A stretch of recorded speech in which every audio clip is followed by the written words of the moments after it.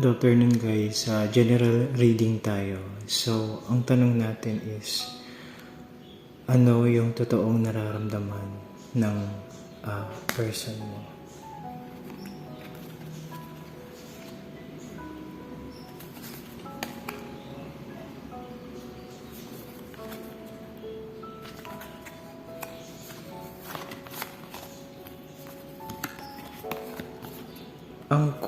Ang unang card mo is the Shot, the Dark, and the Fight.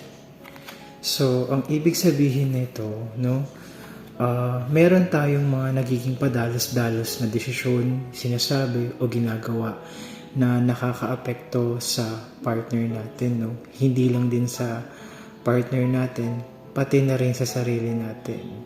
So, sinasabi dito na nakakagawa tayo ng mga bagay na ikinasasakit na nararamdaman ng partner natin and syempre sa sarili din natin.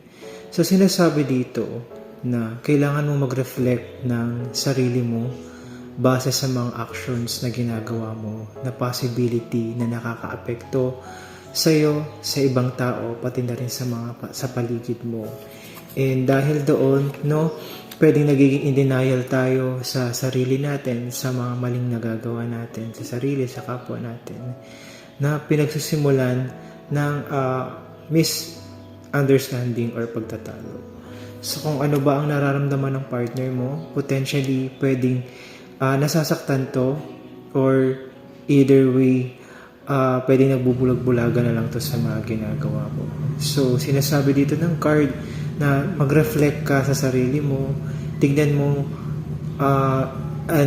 at balansehin mo din yung sarili mo sa mga bagay-bagay na gusto mo pang mas mag-improve sa'yo, sa sarili mo, same with sa partner mo.